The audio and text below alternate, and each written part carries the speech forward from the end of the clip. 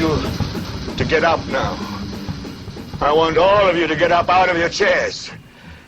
I want you to get up right now and go to the window, open it, and stick your head out and yell, "I'm as mad as hell, and I'm not going to take this anymore!" Hello and welcome to Justice. I'm Judge Jeanine Pirro. Thanks for being with us tonight. And now my opening statement. So, you don't like Donald Trump.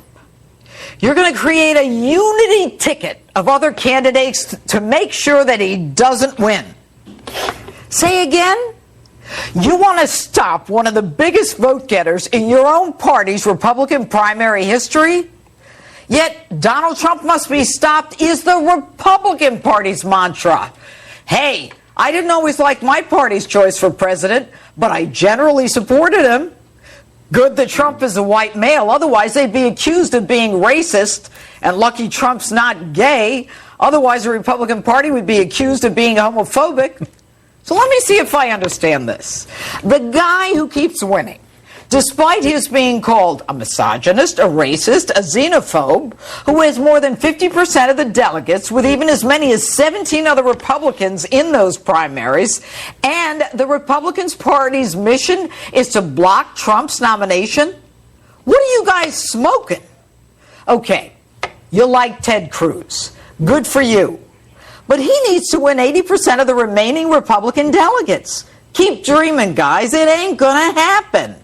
And John Kasich, he's a nice guy, but absolutely no path to the nomination. So I say to myself, why would Republicans try to sabotage their own frontrunner and risk a Democrat winning the White House? And I keep coming up with the same answer. The Republican establishment, elected officials, and party leaders are in bed with the Democrats. So if Hillary wins, nothing's lost for them. It's business as usual. The lobbyists keep their offices on K Street. The pharmaceutical companies keep paying them. The unions keep adding to their pensions. And the lawmakers get their re-election bribes. Contributions. While we, the underclass, have to work 2 and 3 jobs, rack up a debt our children and grandchildren are going to have to pay for generations. And to scare you into submission, they predict Trump cannot win the general election. If not, pray tell, why does he keep winning the primaries and drawing crowds like we've never seen in American primary history? An election note primer. Trump already has 678 delegates. He needs 1,237 to win. Now, he's won 6 closed and 13 open primaries and caucuses. One where independents and Democrats, or just independents, vote. So why is this important? It tells you that Trump, besides winning the base, is appealing to independents and Democrats as well. Does that not bode well for the general election? Especially against an establishment politician most people consider untrustworthy and dishonest? So now they say he's divisive. Yet, think about this. The looting and the burning and the riots in Ferguson happened long before Trump. Black Lives Matter, Occupy Wall Street, MoveOn.org, all before Trump. The "what do we want dead cops, when do we want them now" chant, all before Trump. It's astonishing. Republicans plotting against their own frontrunner. If the establishment had exercised this kind of energy to get evangelical votes to Romney in 2012, he might even have won. But then again, it wasn't that important, because either way, either party, the establishment wins. Their jobs, their offices, their lifestyles intact as they continue on their treadmill of D.C. money and power. The party elders are petrified of Trump. The man is beholden to no one. He wins and it's game over for the elite. With Hillary, the game goes on. Heads up, Washington. We're not listening to you anymore because we're fed up. You haven't fixed a damn thing. And we can't take it anymore. The lies, the corruption, the debt, the taxes, the invasion, the freebies, the lack of accountability, sanctuary cities, religions forced to violate their own faith by providing birth control and abortifacts at the altar of Obamacare. And you're saying one thing and doing another constantly.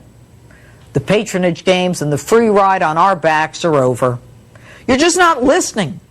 For us, it's not just an election. It's a selection of Supreme Court justices and the direction our country takes for generations. We don't want anything more than what our founding fathers intended.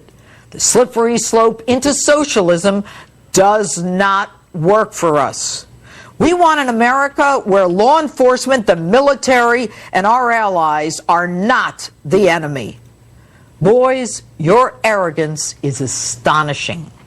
And your condescension and scorn for the will of the American people is both mind-boggling and reminiscent of another time in our history. You know, from the beginning, we knew this would be a political revolution. Be careful, boys. Be very, very careful. You don't want to make this a different kind of revolution. Good evening, everybody. Welcome to Smith Radio.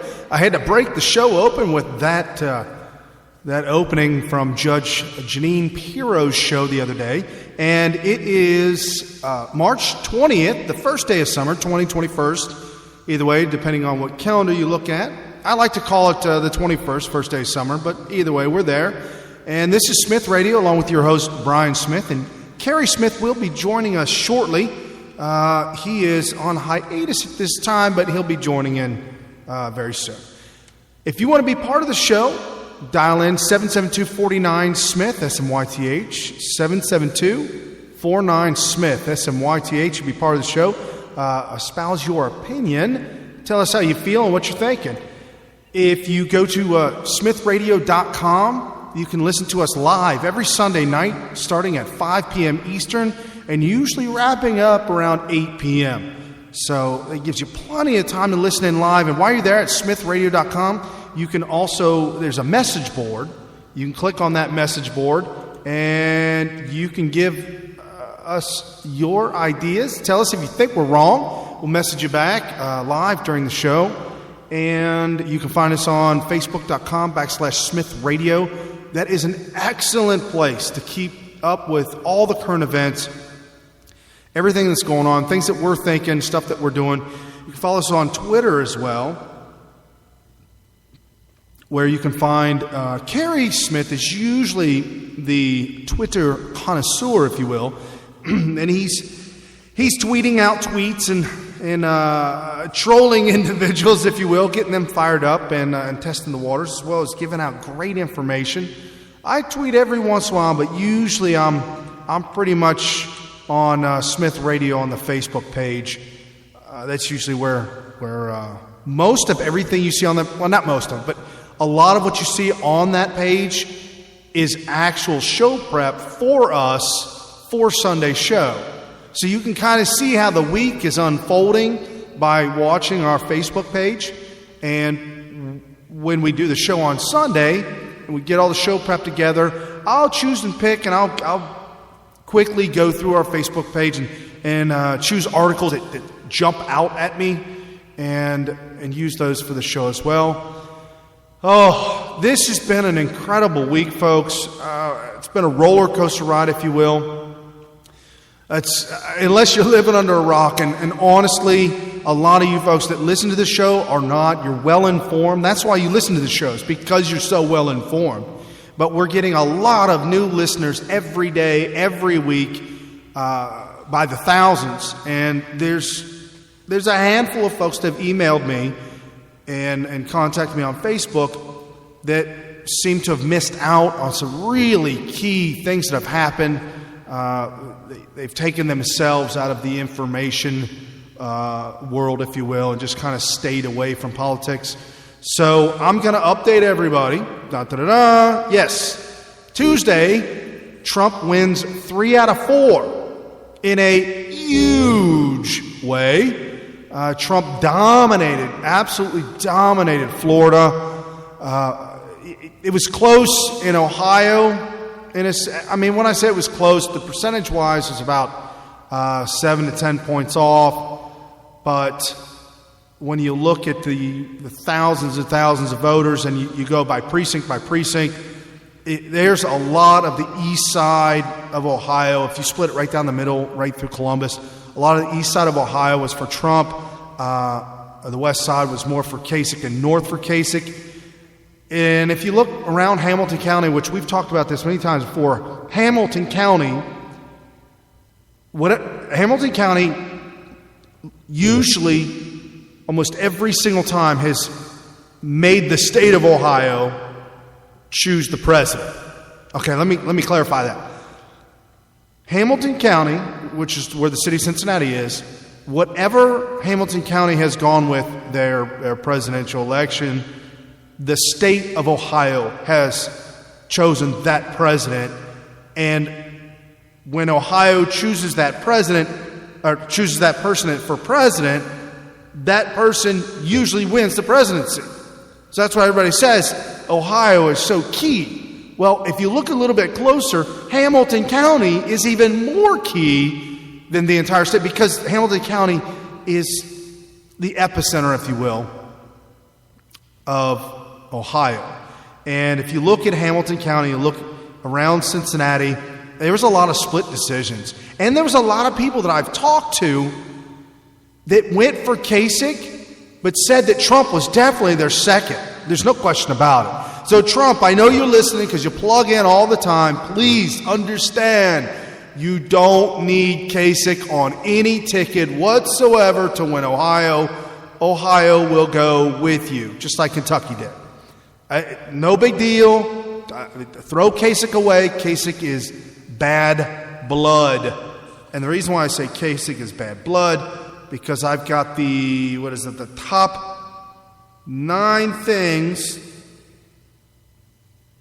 Yep, the top 9 things that Kasich has said recently that is absolute lunacy. Kasich is a moron, and he is not. At first, during one of the debates, early on at the debates, he even made the comment, said, I should be running on a Democrat ticket. Yes, Kasich, you should. You should be running on the Democrat ticket. Why? Because you are a Democrat. You are a rhino, Republican name only. You are a rhino, Democrat, wolf in sheep's clothing. You are not a conservative. You are not a Republican. You are absolutely not. Okay, now that I got that out of the way, top 9 things that Kasich has said recently. Number 1, no, I think it's all 10. Did we get all 10, Mr. Producer? Okay, all 10. Top 10 things that Kasich has said in the last week that has been absolute disaster for him. And it's a shame that most Ohioans didn't know these things, or this hasn't come out, or maybe, I don't know, maybe they just felt they didn't want to know them. I mean, there's a lot of information out there and a lot of things that people, when they hitch their wagon, if you will, to a candidate, there's a lot of things that they'll overlook because they don't want to be wrong about choosing a candidate. And we're getting at that point in time right now where a lot of people are seeing the huge win of Trump and how Trump is dominating across the country. And a lot of folks that may want to vote, or undecided, if you will, may want to vote either Cruz or Trump. A lot of them, they don't want to be wrong. And so they'll go ahead and they'll choose Trump just because it's that mentality that I don't want to be wrong and I want to choose the right person. So, top 10 things that Kasich has said that makes him unfit for presidency. Number 1, he said Americans can't deport illegal immigrants because they are made in the image of the Lord. Now, as Christian as I am, we are all made in the image of God. However, you invoking the image of God to